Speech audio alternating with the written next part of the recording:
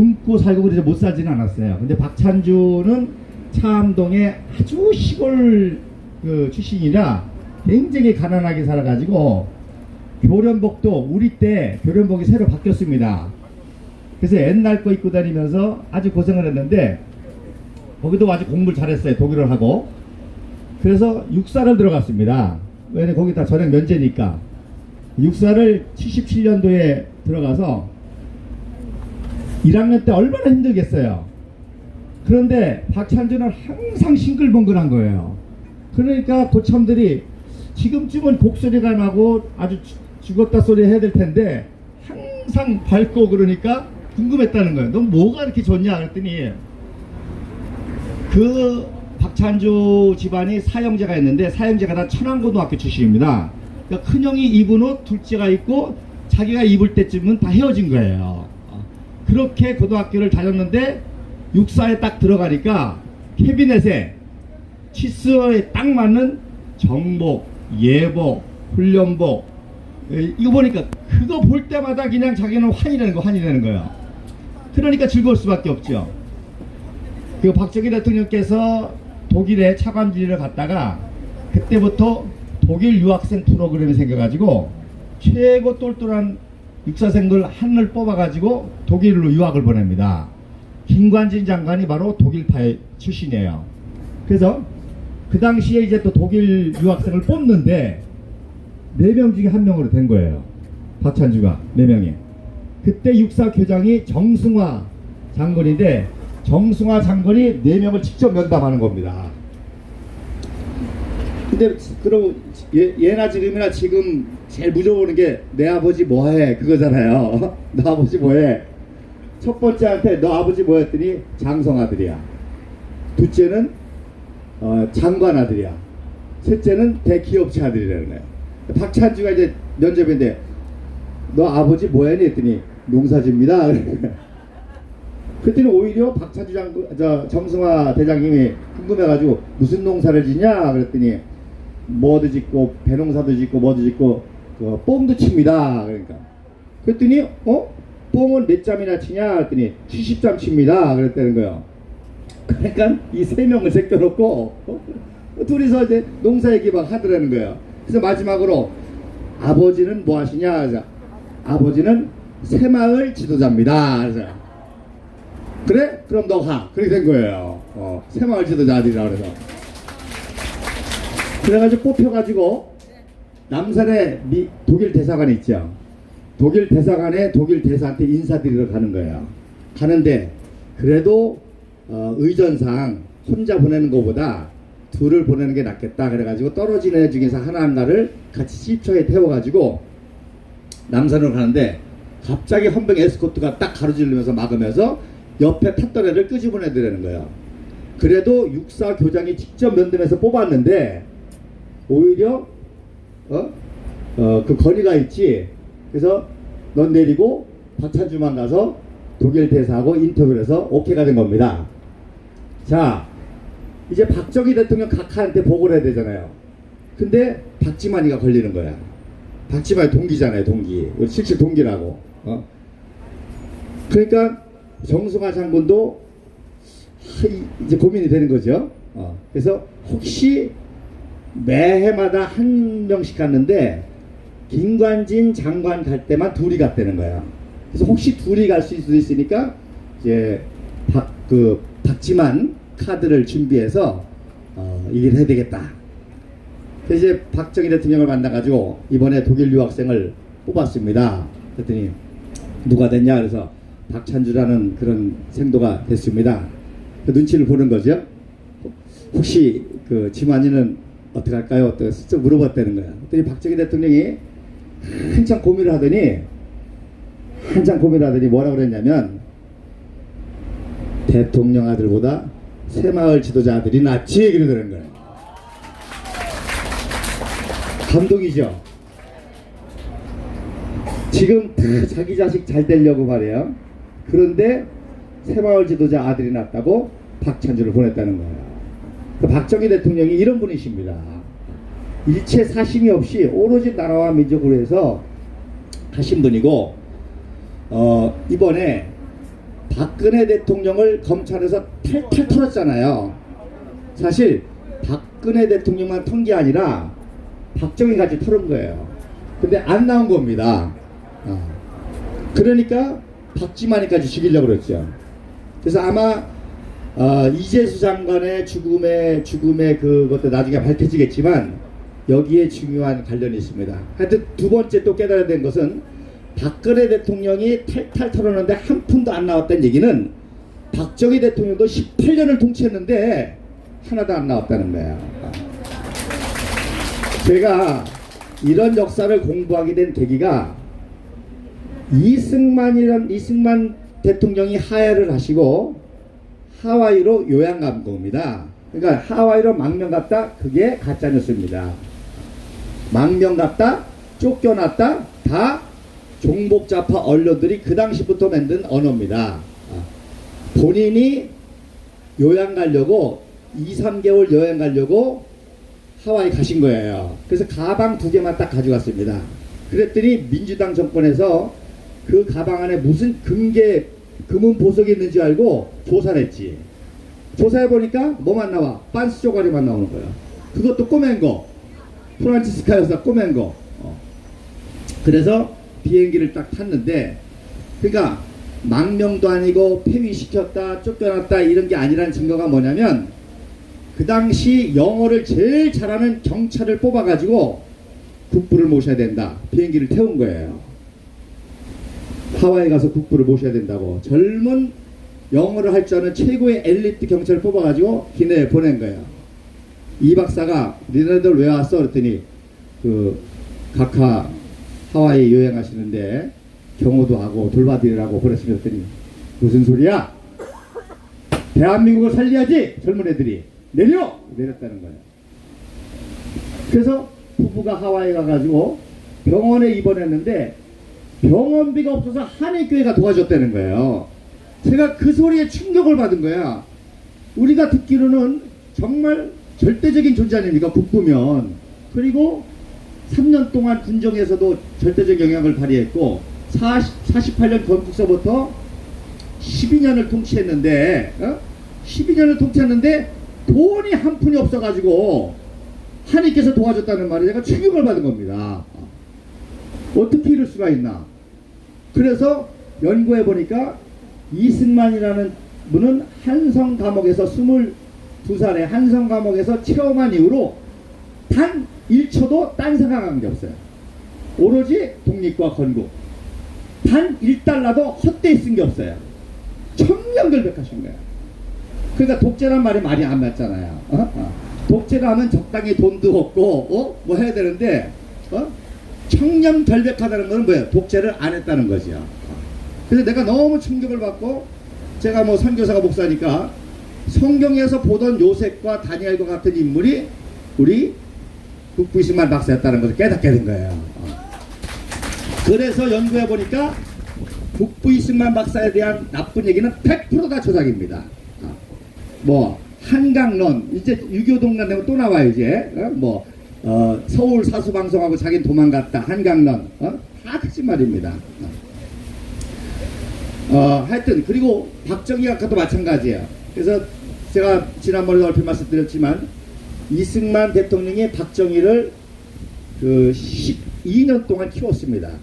그러니까 철저히 키웠습니다. 그리고 키우고 박정희 대통령도 혁명을 성공하고, 그리고 시해당하실 때까지 그분도 1분 1초도 딴 생각하신 게 없어요. 오로지 내 일생 조국과 민족을 위해서. 단 이론도 헛되이 쓴 게 없습니다. 그래서 여러분, 박정희 대통령이 군인 출신이라고 군사혁명이라고 그러잖아요. 사실은 교사혁명입니다. 박정희 대통령이 제일 먼저 뭐 했어요? 대구 사범 나와가지고 교사했다고 그랬잖아요. 그러니까 교사가 혁명을 했으니까 무슨 혁명이에요? 교사혁명입니다. 그래서 국민교육헌장이 중요한 거예요. 교사기 때문에 국민교육헌장을 만들어가지고 우리 민족의 정신을 개조했거든요. 저기 이순신당구 동상 있죠? 저게 1968년도 4월 달에 완공한 건데, 원래는 그때 세종로가 2차선이기 때문에 5.3m로 이렇게 제작을 하려고 했습니다. 근데 박정희 대통령이 아니다. 수도 서울. 그래서 8차선으로 높인 공사를 한 거예요. 근데 지금의 오늘날 관악문 광장이 박정희 대통령께서 이렇게 넓혀 놓으신 겁니다. 그러다 보니까 동상이 너무 초라한 거예요. 그래서 더 높여 해서 6.8m로 세운 겁니다. 자, 이순신 장군을 세울 때 박정희 대통령이 세운 의도가 있습니다. 여러분, 이런 역사를 모르고 좌빨들이 뭐라고 배독합니까? 야, 왜 장검을 오른손에 들었냐? 저 항복 모습이다. 저거 부셔야 된다 그러잖아요. 그러니까 아무것도 모르는 놈들이 지도를 만들어내서 상상을 하는 거예요. 그래서 항복하는 모습으로 했다. 박정희 대통령께서 이순신 장군을 동상을 세운 이유는, 자, 여러분, 이순신 장군이 어디를 쫙 째려보죠. 어디를 바라보죠. 이렇게 위험있게 바라보는 모습이야. 어디를 바라볼 것 같아요? 일본을 바라보는데, 일본에서도 어디를 바라볼까요? 일본의 수도 도쿄를 바라보는 거예요. 도쿄 중에서도 어디를 바라봅니까? 일본이 가장 신성시하는 곳이 어디예요? 거기에 일본 수상이 가가지고 저라면 아시아가 다 난립시잖아요. 어디요? 야시쿠니 신사. 야시쿠니 신사를 바라보는 겁니다. 그러니까 이승만 박사도 그렇고 박정희 대통령도 김일성이는 상대도 안 했습니다. 북한은 상대가 아니고 우리는 막강한 경제력과 군사력을 가지고 나중에 통일할 뿐만 아니라 일본을 제압하겠다는 것들이 그 두 분의 뜻입니다. 굉장히 뜻이에요. 그러니까 박정희 대통령이 야시쿠니 신사를 바라보면서 일본을 제압하는 건데, 야시쿠니 신사 앞에 저런 동상이 있습니다. 그 동상이 오무라 마스지로라고 하는 사람의 동상입니다. 그러면 상상해보세요.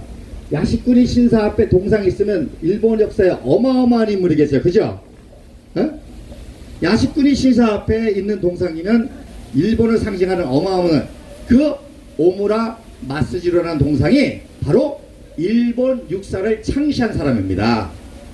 그러니까 일본 육사를 창시한 일본에서는 가장 숭앙하는 인물이에요.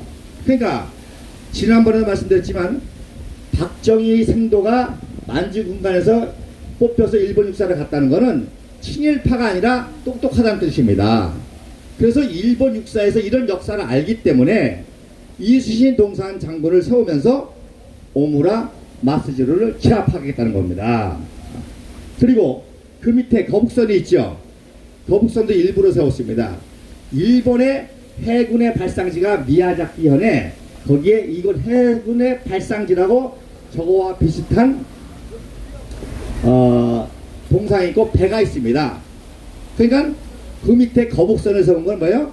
일본 해군도 제압하겠다는 거죠. 그래서 일본이라는 나라가 태평양 전쟁을 일으킬 때 사실 미국보다도 전력이 더 좋았습니다.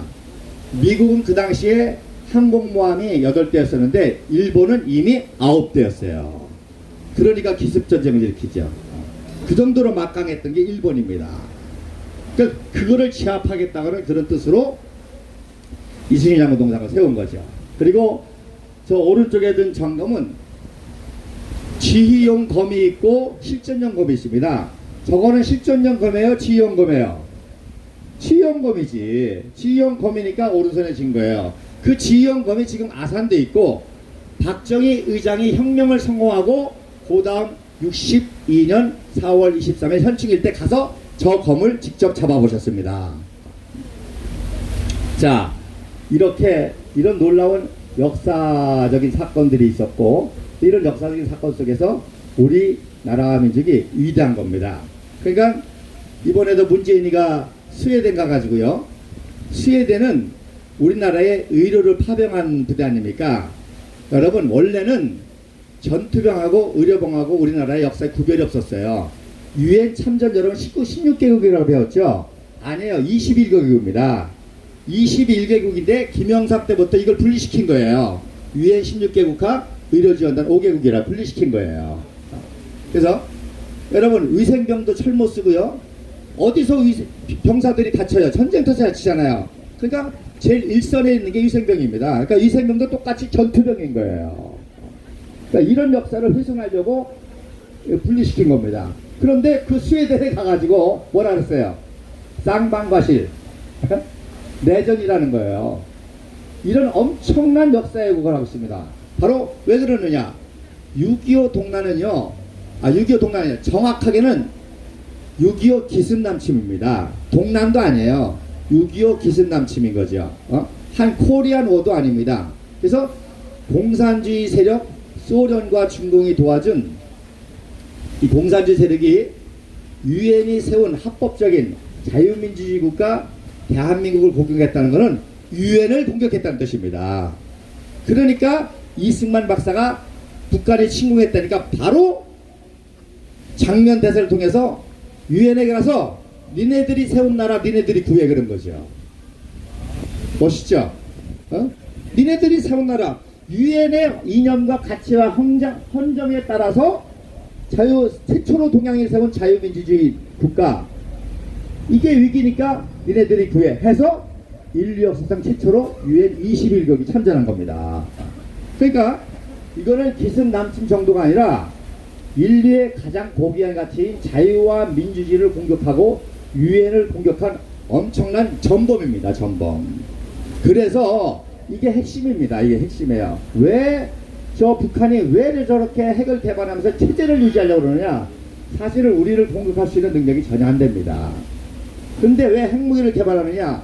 자기 체제가 무너지는 것을 굉장히 두려워하는 거예요. 왜 무너지는 걸 두려워하느냐? 바로 전범국가가 되거든요. 전범국가는. 그러니까 체제를 계속 유지해야 된단 말입니다. 그래서 배낭 공작을 통해서 바로 문재인 종북좌파 정권을 세우고, 이 문재인이 하는 거는 핵심이 뭐예요? 체제유지입니다. 체제유지. 북한의 이 체제를 계속 유지시켜주는 거예요. 그러니까 결국 전범을 희석시키기 위해서 뭐라고요? 쌍방가실이라는 거예요. 쌍방가실. 그리고 그런데 제가 어저께 문서를 하나 찾았습니다. 즉 러시아어로 공격명령 조선인민군 선제 타격 작전도를 구했습니다. 빼도 박도 못하는 거, 빼도 박도요. 그래서 그 당시 그 작전국에서 그 작성한 그 작전도를 했습니다. 그래서 원래는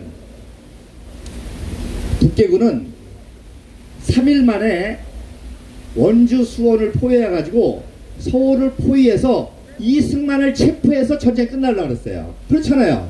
이승만 북부를 체포하면 전쟁이 끝나는 거 아니에요. 그리고 이 안으로 혹시 북부 이승만 박사를 체포하지 못하면 그 다음에 누굴 잡으려고 그랬어요? 이시영 부통령을 잡으려고 그랬어요. 그래서 이시영 부통령 잡아서 항복선에서 전쟁 끝내려고 그랬단 말입니다.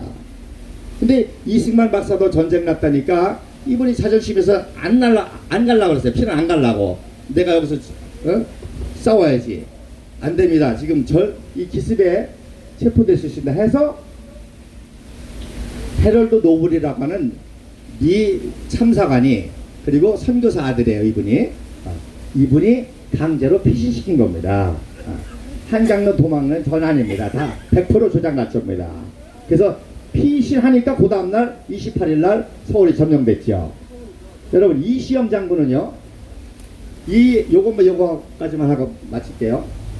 그 당시는 남북한이 갈등됐기 때문에 형은 공산당이고 아들은 자유민주주의고, 남편은 공산당이고 아내는 막 이랬습니다. 집안에서도. 그러니까 북한의 간첩이 안 들어간 데가 없어. 이시영 부통령도 이미 성시배기가 들어가가지고 서울을 못 도망가게 다 작전을 꾸며놓은 거예요. 근데 정무관, 이름 제가 갑자기 생각났는데, 정무관이 안 된다 해가지고 강제로 피신시켰습니다. 그러니까 그렇게까지 공작을 했는데, 다행인 거는 이승만 박사의 부인이 프란체스카 여자잖아요. 프란체스카 여자. 그러니까 그 당시에는 영어로 타이프를 치는 사람도 없을 정도였습니다. 그러니까 이승만 박사가 대한민국 건국하고 제일 먼저 미국에 요청한 게 외교 문서를 타이핑할 수 있는 여비서를 하나 좀 구해달라는 게 그랬습니다. 왜? 대통령이 되면 외교 문서 관리해야 되니까. 그러니까 이게 참 하나님의 축복이 뭐냐면, 이승만 박사의 비서 역할을 누가 했어요? 프란체스카 여사가 하니까 간첩이 끼어들 틈이 없는 거예요. 그 당시는 최병덕이한테도 간첩이 들어가고요. 이시영한테도 간첩이 들어가고 다 들어간 거예요. 근데 프란체스카 여사가 비서 역할을 했기 때문에 이 박사 주변에서는 간첩이 끼어들 틈이 없는 겁니다. 그러니까 이 난국을 극복하고 세계적인 나라가 됐던 거죠.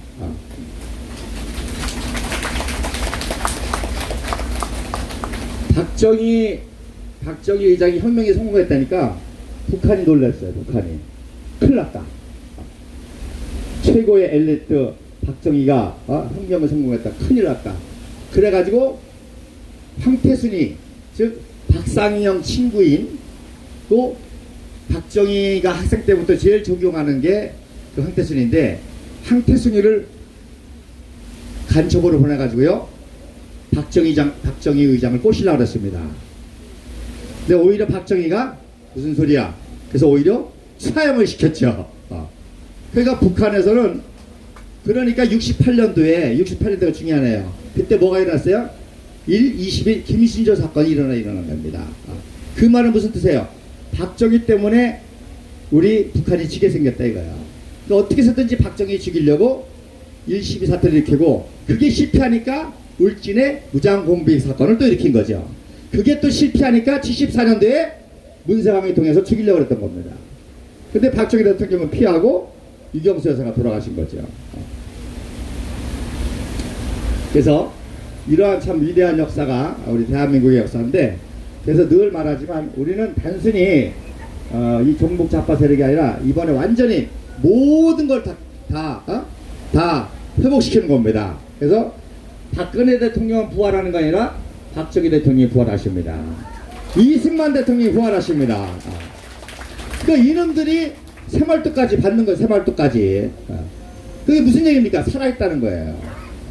박정희 대통령이 살아있고 국비승만 박사가 살아있고, 보세요. 이제 조금 있으면 또 이승만 박사에 대한 한강론 또 뭐 별걸 다 합니다. 왜?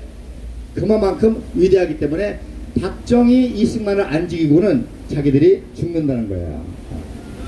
그래서 이 마지막 전쟁에 승리할 수 있도록 여러분이 더 힘을 내시고, 우리 제가 보기에는 잘못 건드렸어요. 이놈들이 박정희 대통령 박근혜 대통령 잘못 건드렸습니다. 그리고 박찬주 장군 잘못 건드렸습니다. 여러분, 박찬주 장군 내버려뒀으면요 그냥 이군 사령관하면 끝납니다. 그럼 전혀 정치력이 없어요. 그런데 이번에 건드리는 바람에 박찬주 장군도 부활합니다. 어마어마한 부활의 역사가 있습니다. 그래서 우리 민족의 부활의 역사에 여러분들이 참 앞장서시고, 여러분들이 그 눈치를 눈치를 채고 나오신 분들이죠. 그래서 저는 이 텐트 투쟁에 여러 가지가 의미가 있지만, 이 텐트 투쟁의 의미 중에 하나는 이런 고된 투쟁을 통해서 우리를 하나로 결집시킨다는 거예요. 그래서 더욱더 결집돼서 나가면 반드시 한민족이 부활하고, 우리 대한민국이 부활하고, 박정희 각하가 부활하고, 국부이승만 박사가 부활하고, 그러면 여기다가 박정희 대통령 동상, 국부이승만 박사의 동상, 저 평양에까지도 세우는 겁니다. 그래서 순안공항은 우남공항으로 변합니다. 그리고 김일성 대학은 박정희 대학으로 변합니다. 김책공업대학은 유경수 교원대학으로 변합니다. 그리고 마지막으로 저 이순신 장군 뒤에 그 철판이 있습니다. 철판. 저거 꼭 읽어보세요. 꼭 읽어보세요. 꼭 읽어보시고, 거기 중요한 내용이 있습니다. 거기에 바로 우리 이러한 민족을 부활시키는 거는 민족 정기라고 그랬습니다. 그래서 이번 박근혜 대통령의 이런 투쟁 과정에서 우리의 민족의 정기가 깨워지는 부활의 역사가 있을 것입니다. 예.